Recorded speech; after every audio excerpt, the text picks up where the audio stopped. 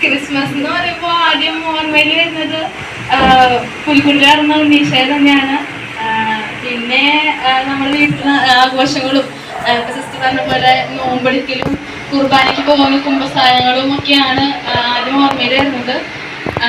പിന്നെ ക്രിസ്മസിനെ കുറിച്ച് പറയുകയാണെങ്കിൽ ക്രിസ്മസിന്റെ ഏതാനും ദിവസങ്ങൾക്ക് മുമ്പ് അല്ലെങ്കിൽ ഇന്ന് തൊട്ട് അല്ലെങ്കിൽ ക്രിസ്മസിന്റെ തലേ ദിവസമൊക്കെ കരോളുകളൊക്കെ നമ്മുടെ വീട്ടിലേക്ക് വരും.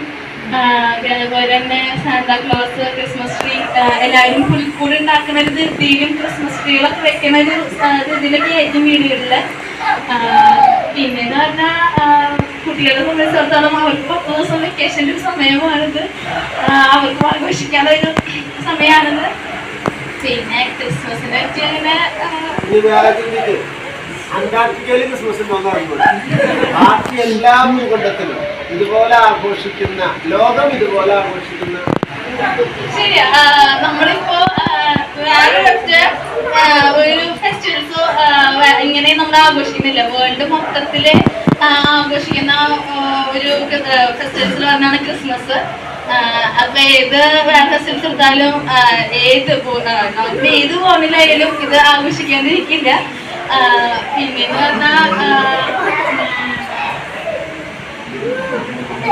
അല്ലെ, അതിന് മതമുള്ളവരും മതമില്ലാത്തവരും മറ്റു മതങ്ങളിലുള്ളവരും മതമൊന്നുമില്ലാതെ ആഘോഷിക്കുന്ന ഒരു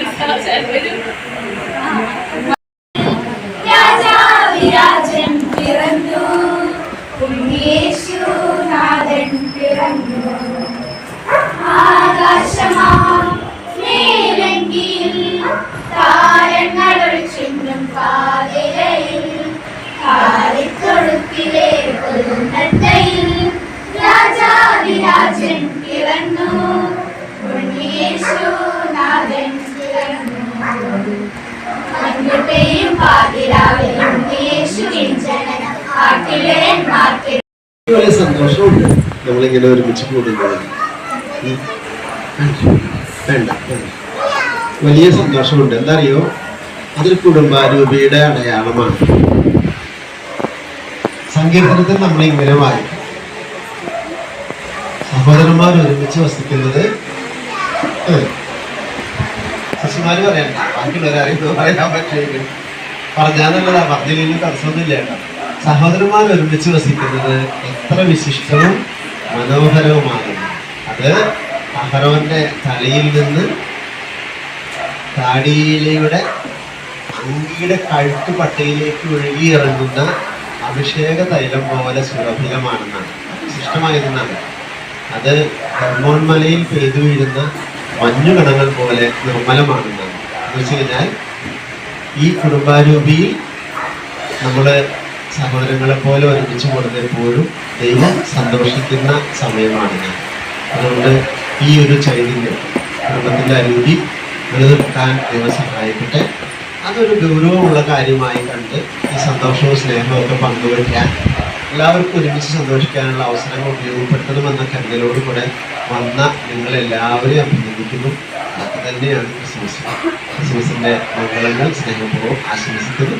ദൈവം അനുഗ്രഹിക്കട്ടെ. Thank you.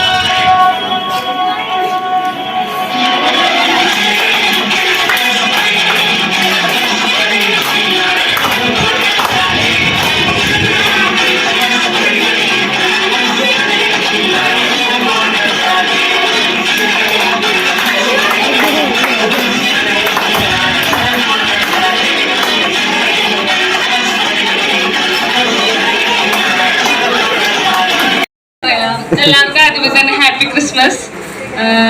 ഇത്രയും നാളെന്ന് വെച്ചാൽ എനിക്ക് 25 വയസ്സായി. അപ്പൊ ഇത്രയും നാൾ ഈ യൂണിറ്റിന്റെ എല്ലാ കാര്യത്തിലും പ്രവർത്തിക്കാനും എല്ലാവരോടും നന്നായി മിങ്കിൾ ചെയ്യാനും എല്ലാ കാര്യങ്ങൾക്കും ഈ യൂണിറ്റിന്റെ ഒപ്പം പ്രവർത്തിക്കാൻ എല്ലാ അവസരവും ഒരുക്കി തന്ന യൂണിറ്റിന്റെ പ്രസിഡന്റ്മാര് അതിന്റെ ഒപ്പമുള്ള എല്ലാ സഹകരിക്കുന്ന എല്ലാ ആൾക്കാരോടും ആദ്യമേ തന്നെ നന്ദി പറയാണ്.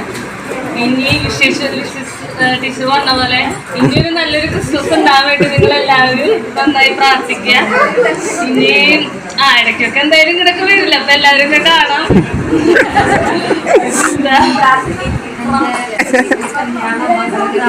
പിന്നെ എന്താ ജനുവരി എല്ലാവരും ഒഫീഷ്യലായിട്ട് വിളിക്കുകയാണ്. എല്ലാവരും ജനുവരി 4, 12 തലേദിവസം പരിപാടി 2-ാം തീയതി. അപ്പം എല്ലാ കാര്യങ്ങളും നന്നാവാനും പ്രാർത്ഥനയിലായാലും എല്ലാ കാര്യങ്ങളും നന്നാവാൻ വേണ്ടി എല്ലാവരും പ്രാർത്ഥിക്കുക. അപ്പൊ എല്ലാവരും വരാം.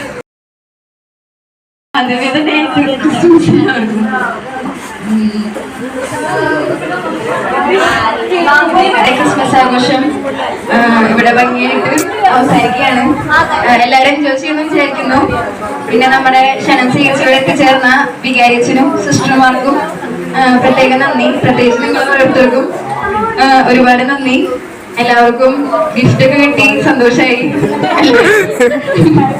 മധുരമൊക്കെ പങ്കിട്ട് നല്ലൊരു ക്രിസ്മസ് എല്ലാവർക്കും ആഘോഷിക്കാൻ അവസരം ഉണ്ടാകട്ടെ.